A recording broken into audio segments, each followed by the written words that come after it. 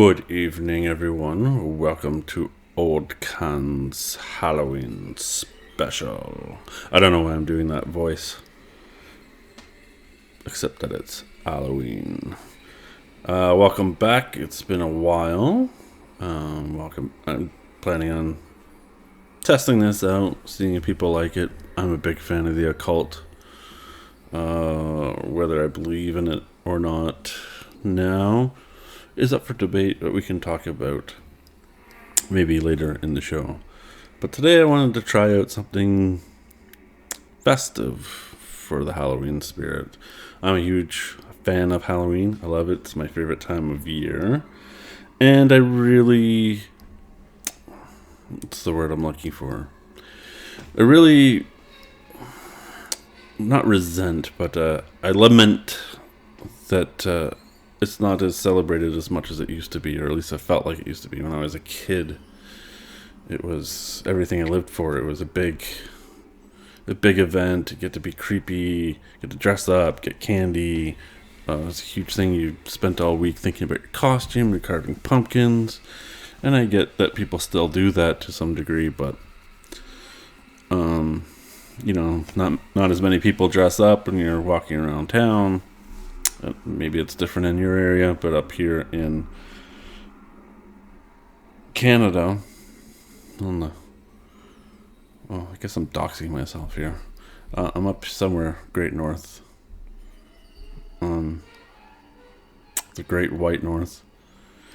It doesn't seem to be as popular, but what could be more entertaining than the macabre and the occult and the unknown and the moment when the weather changes and the leaves fall and things are dying, to make you question death and be closer to death, and the old rituals of the Day of the Dead and the changing the seasons and the end of the harvest. Because things were dying in the cycle, it was a celebration of trying to realize that this may be the closest we come to the plane of the other world, the other side, if you will, if you believe in that sort of thing, which I do. Again, sort of. We can get into that later too, because I have some interesting theories I thought of today. So hopefully I'll remember to bring those up. So venture with me into the macabre, where I will tell you my own personal ghost stories, and of course, the time I became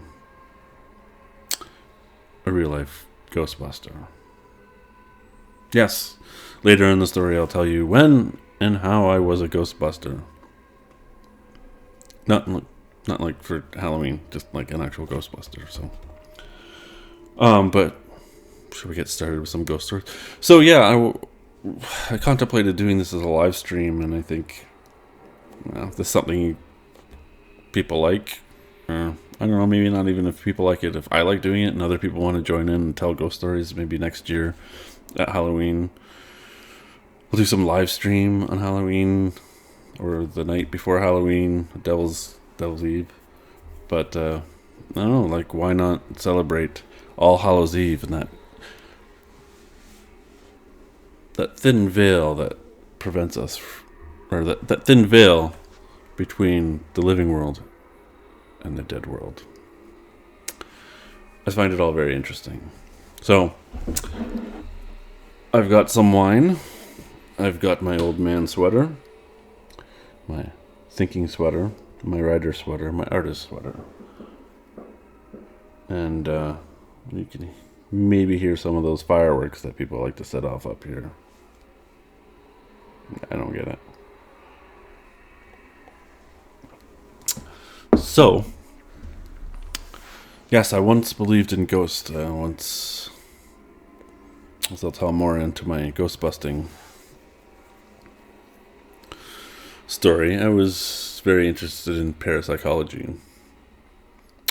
Obviously a huge fan of Ghostbusters as a kid, got into parapsychology, really wanted to understand it. And the reason why I wanted to understand it is because I believed that the house I grew up, spent most of my years in, I think from like 7 or 8, somewhere around there, till when I moved out, 18 or 19. I believed we had a ghost. My sister also believed we had a ghost. So there's a couple of stories that I tell other people, and I thought, what a great avenue to test out on my channel. I haven't been active on my channel for a while, so I thought, I love Halloween. Let's tell some ghost stories. Let's have some fun. Tell some macabre fun. So I don't know how well it reads on camera, but set up the lights to be like a fireplace. Don't think it's really reading so well. But yeah. So ghosts. Now, I have some theories on what ghosts could be. But for now, let's just tell you the stories. So we'll begin back in ancient days when I was a youngin'. We moved into our brand new house. So we formerly lived in a townhouse, a couple townhouses when I was really young. We finally moved into our first full house. It wasn't very big, but there was only 5 of us. 2 floors with a basement. When we moved in, I'm not particularly fond of change. I was especially not fond of change when I was young, but I remember being very excited. So the feeling that I got when I got there was a little odd. And in some sense, just sort of the macabre thing that I have maybe only realizing as I tell the story, that moment I stepped into that house has stayed with me for the rest of my life. And maybe partially there's some remnant of like a psychotic, not psychotic, like a psychological thing of change and moving into new situations, and especially when I move into new homes. I'm currently in a new place now. I don't have a proper setup, so I got a black blanket up behind me just for a background. Still working on that. But yeah, I remember being extremely excited and wanting to be excited. But as soon as I entered that house, it was quite overwhelming, the feeling of cold and not like temperature cold, like a cold, like a, if you've ever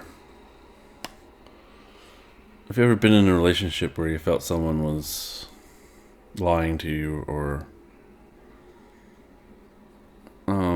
you felt that they really cared about you, but then they did some things that made you realize that they didn't, and that sort of cold, like, how could you act a certain way that made me believe that you cared about me when you really didn't. That sort of disconnected, cold, almost psychotic, like a psychopath or a sociopath. That it's like a dead, but it's more than that. It's not just dead. It's like an active. It's really difficult to explain, but it's a cold, I want to say lonely feeling. It's like there's a fear, like it's an in deep fear of danger, I guess. That hit me pretty quickly when I moved into this house. I didn't want to show it to anybody because that's sort of who I am. I don't want to show my weakness even at that young age. And And I didn't want to be, the party pooper that was, everyone was excited to move in, got a brand new house, and so I ran up to, I pretended to be as excited as I was. And I was like, I'm going to pick my room. So I just kind of, almost like an instinct to run away from what I was feeling there and didn't want to deal with the rest of the house. And I ran up to pick a room, and I picked my room. And I just ran right to that area. And I picked that room. And that room, again, it's very strange revisiting this, because when I tell stories to people, I leave these parts out. I haven't really thought about them in a long time.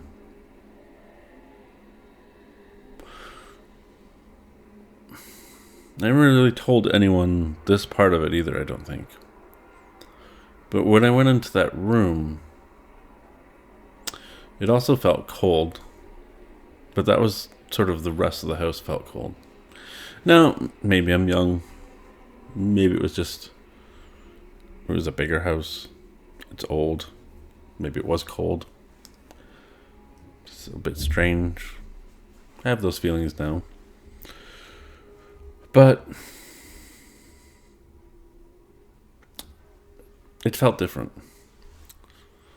It felt like it wasn't... There was no reason for me. Like, I knew there was no reason for me to feel that way. I had my family there. They weren't leaving. It wasn't like I didn't have my own room at my previous place. I did. The previous place was big enough for the time being. It wasn't like, there's a bunch of new space and it feels empty. I believe our stuff was already there for some reason. I don't remember the details of how we got there before, but I remember getting on the bed and no, our stuff couldn't have been there because I had to pick a room. Yeah, the memory is an interesting thing that maybe I'll spend a video on, because I think it's fascinating how our memories are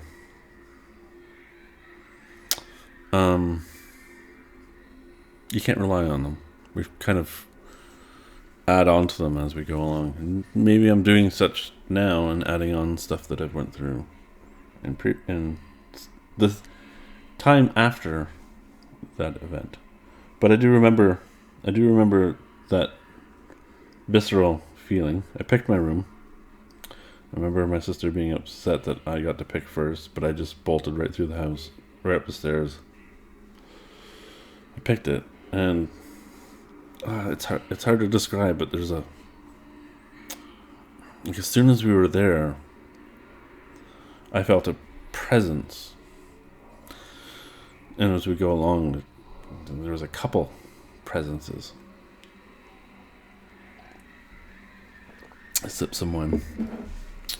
As I would learn later, my sister also felt presences.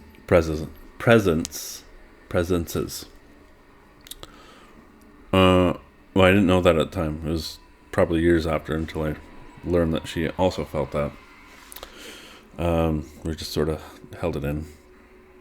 So anyway, sometime after that, I don't know if it was after the first night. I think the first, we got our rooms and we went to explore a little bit. And it was, I'm sort of creeping myself out remembering this. We went back down to kind of meet the family and look around the house, and we go into the mudroom, and there's a door, and this door has what looks like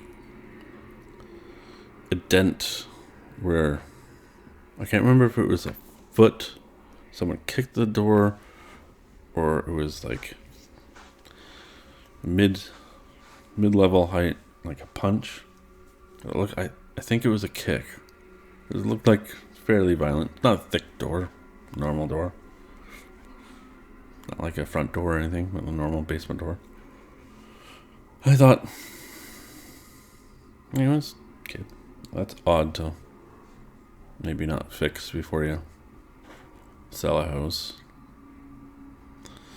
And maybe not the best thing for a kid to see when they're going to open that door. Open the door. Steep steps into darkness. Old wooden steps. Thick wood. But old. Cold. Yeah. Light switch. Everything's unfinished.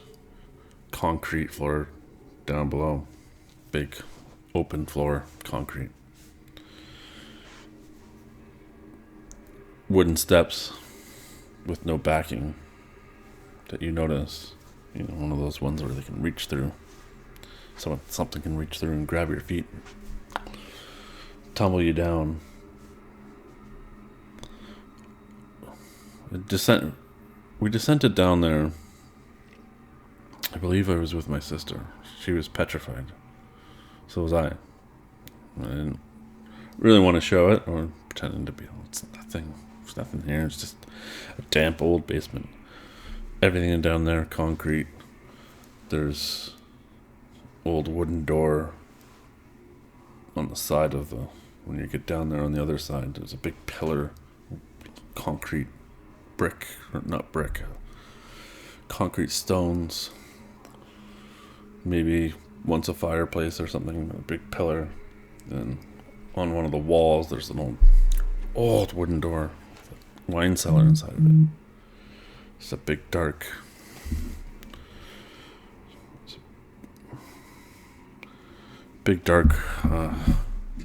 Not a big dark, a small dark room. Just a small dark room. Sort of crooks and crannies.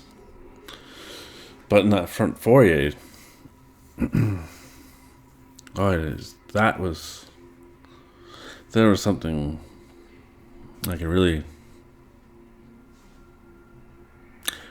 dark feeling down there. I don't know why. My immediate thought went to, it felt like someone was murdered there. I don't know why. No reason. Don't know if that's true. Obviously, I was a kid. But the feeling of just wanting to get out of that room, out of that basement, was palpable.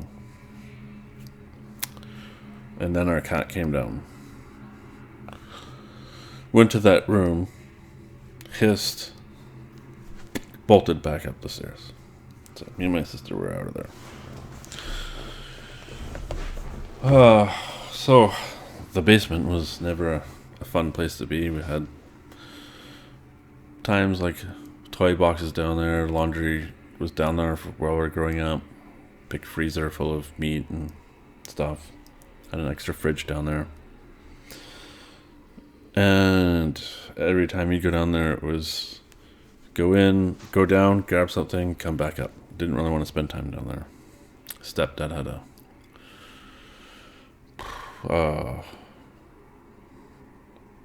like a tool,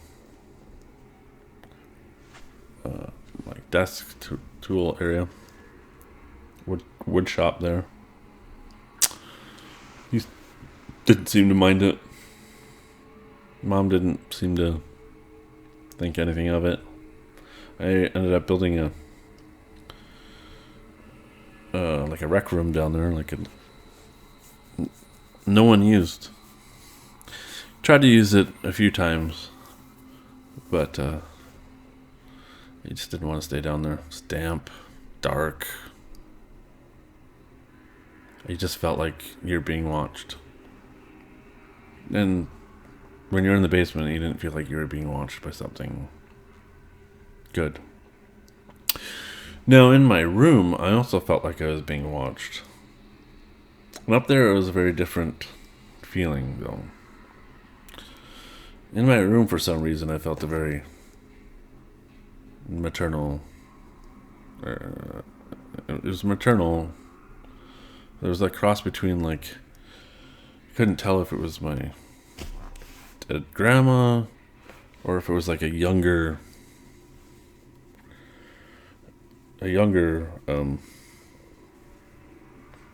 thing. But I felt like it was being watched, and even though it felt protective and good, you never really didn't feel like you were being watched in that house. Now, cut forward to a million years later. When I did go back, I didn't really feel that anymore. I didn't go down to the basement because there's no need to. Or I might have went to grab a couple things, but I was older and I didn't really believe in that stuff anymore. Or didn't know what to believe. And I don't remember feeling that way, but, I was also not alone, and I think that makes a difference when someone else was in the room with me. Didn't really feel that. It was only when you're really alone that you kind of picked up on that presence. So that was mainly it for the longest time. Didn't really have any actual paranormal experiences for years later. I did. So if I was about 8 or 9 when I moved in, I guess it would have been maybe 10 years later, 9 years later, before I moved out. I guess I would have been 16, 17. I was still in school, but it was like senior year when I was sort of not in school full time. I only had like 1 or 2 courses, and I had the afternoon off or something. And there was just a couple incidents, and it was, I don't know how quickly they are, like in time passing, but it was within the same year, and it was probably within at least months. I don't know if it was weeks or days.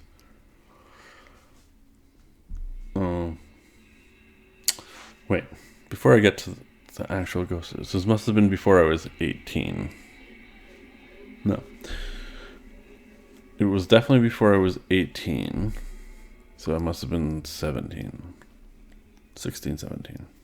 Because this is important. So I come down.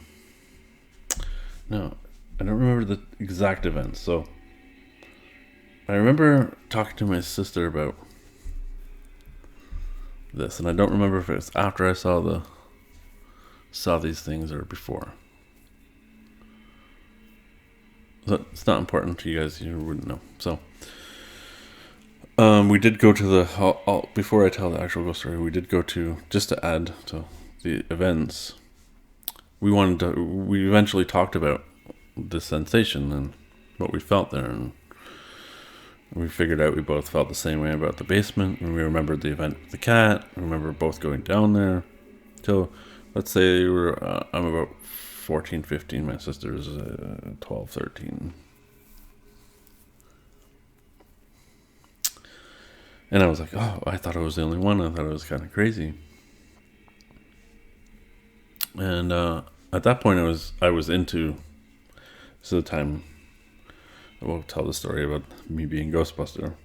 I was really into parapsychology. Really wanted to understand this because I wanted to understand why I felt like something was watching me. I felt like there was a presence there, and I was really interested in it. And so I said, well, I've been looking at all this parapsychology stuff, and there's, records. They hold the records at this time. There was no internet. I'm that old. Just dated myself. There's no internet, or it wasn't really. If there was an internet, it wasn't like there's a Rust now where you could just search records and figure it out online. We had to go to actually like Hall of Records, and I knew the public library in our town housed all those things. So me and my sister went down. We're like, this is great. We could find out what happened in our house, if anything happened, or if we were just kind of weirdos or whatever. Go to the librarian, and pretty nice older librarian lady, small town. Couple kids show up, couple teenagers. asking for the records of their house. Give the address. She says, "Oh yeah, of course, perfect. Let me go grab them for you." Goes back into the office. A few minutes go by. The sister and I are waiting.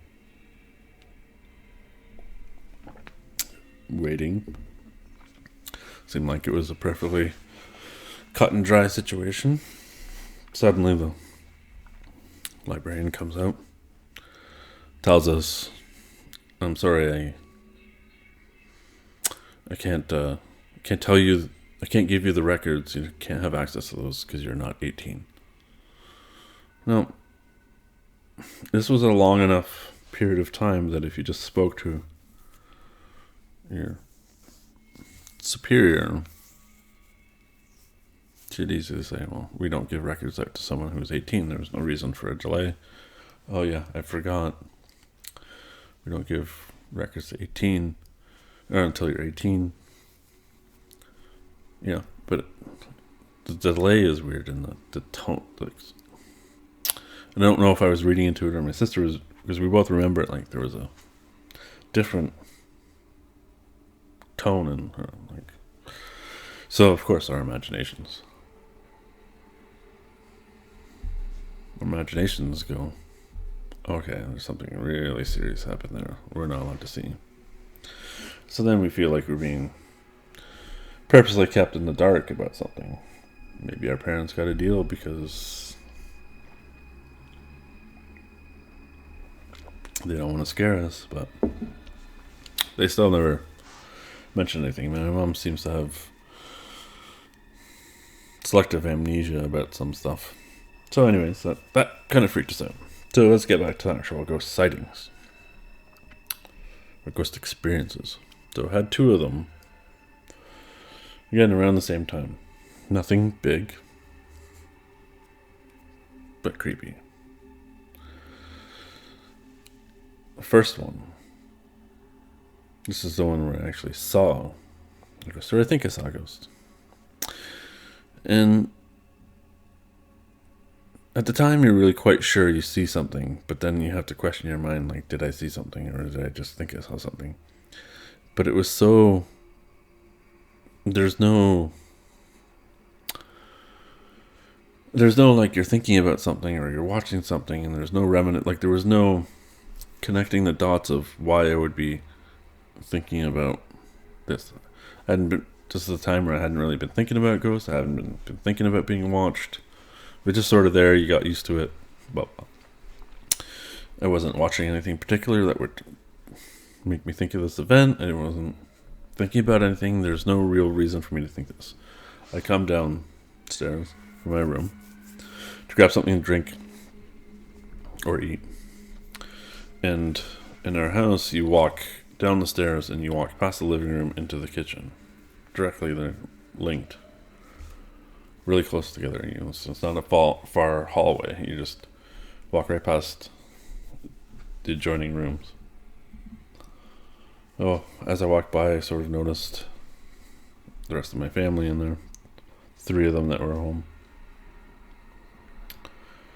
And I go to the table, and on the table, my mother had a china cabinet that had a mirrored background, and so I was like checking my hair in the mirror, grabbing a drink, and as I'm checking my hair in the mirror, I see 2 female, like, legs, like in shorts or something, like it's like a younger girl running behind me into the kitchen, into the back corner behind me. And I saw it, and I immediately, like, swung around to see, like, who the hell just ran in there? Like, who? Like, my sister was wearing shorts, but she was, like, whatever, 14, 15 at the time. This seemed like more like 8 or 9 year old. Like, it's hard to tell. It's just legs, but it seems... It's really weird. Just, like, because you're kind of looking at your hair, and then you see, like, something here running in behind you. So you only see a glimpse of it, and there's, like, shelves, so it kind of cuts off. But it was so a visceral vision that I turned around to see who was there. And I was so immediately, like, Like, who, like, swear someone just ran in here. And I poke my head around her head around the corner, and I see my sister still laying on the couch, and my mom and stepfather are still sitting in the same place. And it was so weird that I had to ask like a stupid question, like, "And have you just come into the kitchen right now?" And of course, I get the weird looks. What are you talking about? No. Grab my drink, go back upstairs, and like, whoop, okay, I must be going crazy. So that was the one that I saw. Didn't hear anything that I remember. If I did, I blocked it out.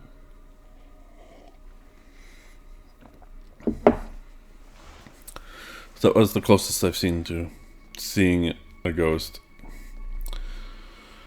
Unless the old house, maybe I'll tell another story about that, like the old house outside of our school. It was like typical, like so typical from those movies, you know. And saw a ghostly image in the window. Well, maybe I'll save that for next year. So, the next and last physical event. I was home alone during school hours, so I had probably a little bit later that same year, had the afternoon off, and I'd begun writing, and I was finished writing, and I wanted to have a shower. So I go into the shower, having a shower. I don't even think I got to washing my hair yet. And I'm standing with the water behind me. It's hitting the back of my head. And I think I'm getting the soap or reaching for shampoo or something. It's just standing there, and I feel it's really hard to do it without someone in front of you, but on this shoulder, I believe it was this shoulder, I feel like if someone was coming up behind you to like get your attention and kind of pull you around. It felt so firm that I jumped immediately around that someone was in the shower with me. Like I was like, what the F? Who the hell is in the shower with me? Spun around so fast. Nothing was there. Like this was a weird feeling. Like this wasn't like water temperature changing and like air temperature and water temperature. Maybe it was, and it can produce that visual effect, but it was an immediate reaction, as if someone was not supposed to be there that touched you. So it was such a feeling that I got right out of the shower, like kind of threw a towel on, opened the door, looked around, like called out, like, "Hey, is anyone here?" Shower's still running. Anyone here? That was probably the creepiest because I was in a vulnerable position of, you know, you're naked in the shower. Someone's fucking around with you. You know, you could, just to defend yourself, you could slip and fall or whatever. Kind of difficult position. Having to go back into the shower, I remember being like, okay, maybe it's probably just the air temperature and the water temperature just produced something, a feeling or something, just weird synopsis firing in my brain or something. Just nothing to worry about. So that was the second and last physical physical thing I did. So those are my ghost stories. One last thing about that house. Not long after that, same year, probably a little bit later, our cat apparently had a stroke and paralyzed from the waist down. We couldn't find him. He was in the basement, and I had to crawl up to my sister and I from that dark basement up those stairs on his, just using his front legs, whining and crying to us. He had the stroke down in the basement in that area. And to this day, it was one of the creepiest images I've had of anything. With my poor cat and my grieving sister, like watching the poor animal crawl up those stairs. So that was my ghost stories. Happy Halloween. I hope they're at least entertaining. Those are the ones that I've found. Because of that, those experiences and the feelings of that house and just the overwhelming sense of that house, and because I was a huge fan of Ghostbusters, I got really into parapsychology because of them, and I wanted to be. And to this day, I would still love to hunt ghosts and try to prove they exist or not. But now it's like I want to prove that they don't exist, or I don't believe just because I had those experiences that's what it was. But I was a Ghostbuster when I was like 13, 14. Just moving into high school, we didn't have middle school like most places now. We have middle school there, and we went from grade 8 to grade 13, or grade 9 was high school. So elementary school right to high school. So in that summer, I had a best friend who was really into this idea and hunting ghosts and wanted to do this, and so I designed my own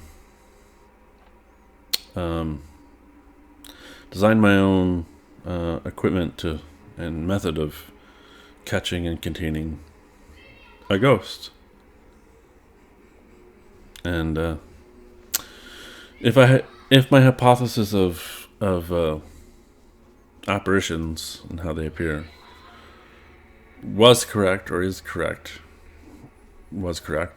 not necessarily believe that apparitions are necessarily real, but if they were, and if my hypothesis about them, debating like manipulating water vapor or being a water vapor, or even if ectoplasm was a real thing, that same element of like some sort of watery substance, liquid substance, then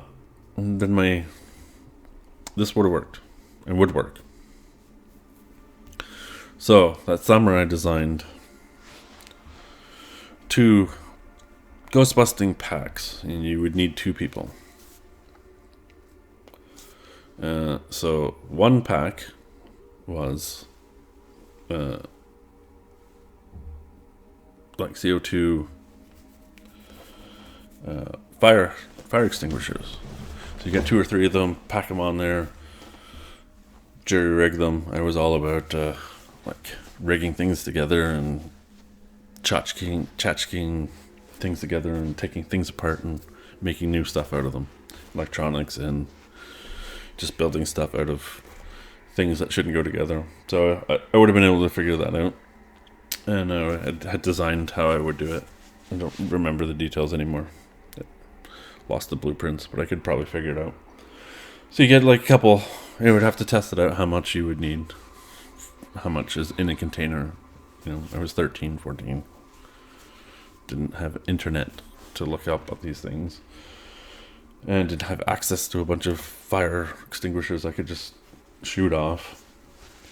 But I could like, okay, you put 2 or 3 on your back, and rig it so you have a on-off switch and you can hose something down. The other member would have a water tank with a rigged up power washer hose that you could switch on and off. And if you could have a apparition manifest, as soon as you do it, the one Ghostbuster sprays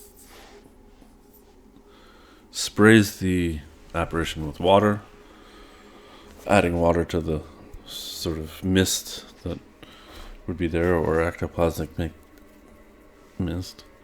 And the other one would try to freeze it with the CO2, freezing kind of the layer of water that you're doing, and you would have a frozen ghost. Now, I don't know at this point if the CO2 would work, and you would need nitrous, frozen, whatever, nitroglycerin or whatever.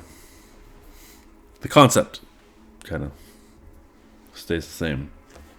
Something that you can spray, you would have captured the apparition. And if you had a van with a cold storage in the back. Throw it in the van, take it back to the headquarters, meat locker, cold storage. There's your containment system. Catch a ghost. That's Ghostbuster. We even had this army surplus store that had the Ghostbusters uniforms that we figured out. So we never actually got to do it. He moved away to a new school, new city at the end of that summer. We really wanted to do that, but you needed 2 people, and that was like... Brent and I kind of like just sort of studied more in parapsychology. And I was like, well, when are you going to see an apparition? How are you going to conjure one, or how are you going to make one happen? Because people only see them certain times. But then it's just sort of like, this isn't going to be that productive. It's sort of became a hobby that turned into less of a hobby when you start wanting to meet girls and stuff. You kind of leave it behind. But it's always something I'm sort of interested in, and it's sort of stuck with me. And then the Halloween thing, and I was thinking about it lately. And yeah, I would love to be like one of those ghost hunters. But again, it was always, even then I was like, I don't know if they're real, but if this is it, then we could prove that they exist. And we could actually have a physical manifestation of an apparition, if we could get an apparition. Like, I was under no illusion that we could just go into what was claimed to be haunted and see one. But you mean we had lack of technology, and now if it was now, I could think of a whole bunch of different technologies that I could jury rig. Like some of these ghost hunting shows that are super lame. You really like jury rig a bunch of stuff to figure out. You have to have an actual working hypothesis of what something physically could be, in order for some of these things to be able to track it, or think about catching it, or observing it. And a lot of these shows that I have a problem with is that just they're going off of folklore and what people say that it is. And we've lived with ghosts. We see this ghost, and it appears here and it appears there, and then you can disprove a bunch of that stuff with well, the floor is creaking because wood expands in the wind sometimes. Yada yada yada. Like gas can make you see things, and yada yada yada. But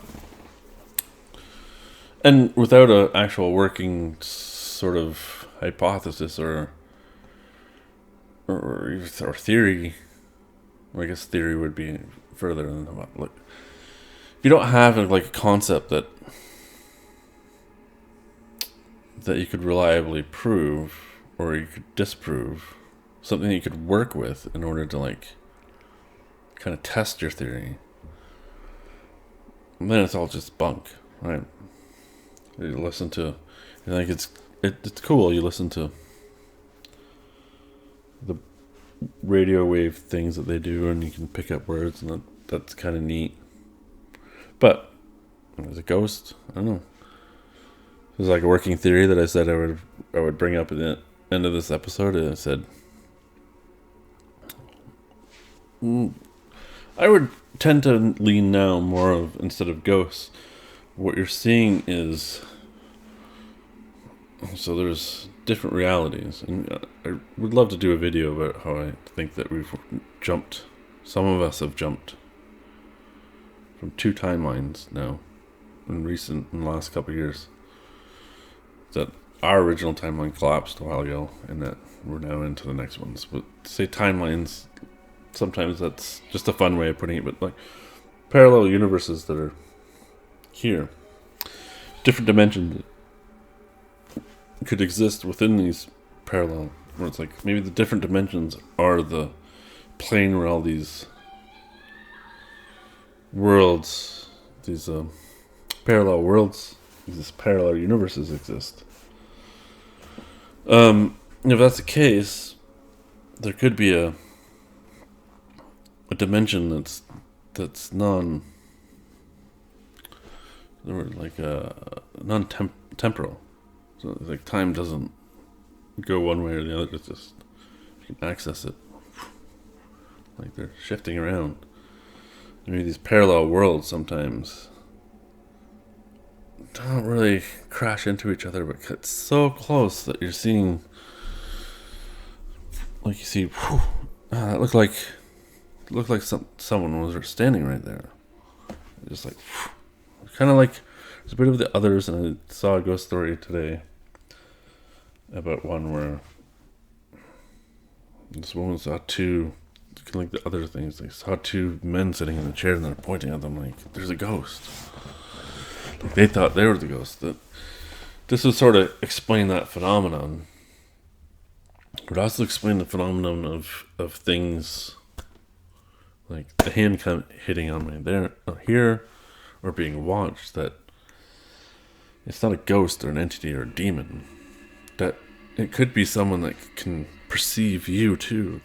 That person felt that they were being watched, and sometimes you are close to that membrane of time that you are close to a psychopath on the other side. That's why you get that evil demon feeling. So I think that was really interesting. Something I like to kind of think about more. Because I think that's more probable than just a dead spirit just hanging around a certain area, or energy that's left over. It's not as occulty and creepy, although I think it's actually probably more creepy to me that there's like living beings that are just past this veil, and maybe they're always like this far away, but occasionally they get close enough that you can sense their presence. And you're in the same house, but a different world, but it's a different being in that house. Maybe a different time. It would explain why in some of the ghost stories you see people from a different time, because there's no real... The dimension that we can't perceive is not temporal. So we're seeing a different time because maybe they're sort of parallel worlds are sort of moving around, and maybe some sort of like goo or something. Yeah, a ghost just flew by me in an orb. And they're sort of moving around, and you can see people from the past. They dress in old-timey things. Something to think about on this All Hallows Eve. Alright, I went a little longer than I expected. Might be some artwork in here. I'll see what time I have tomorrow before I upload this to put it in. Hope you enjoyed this. Hope you all have a happy Halloween. Till the next time, stay spooky.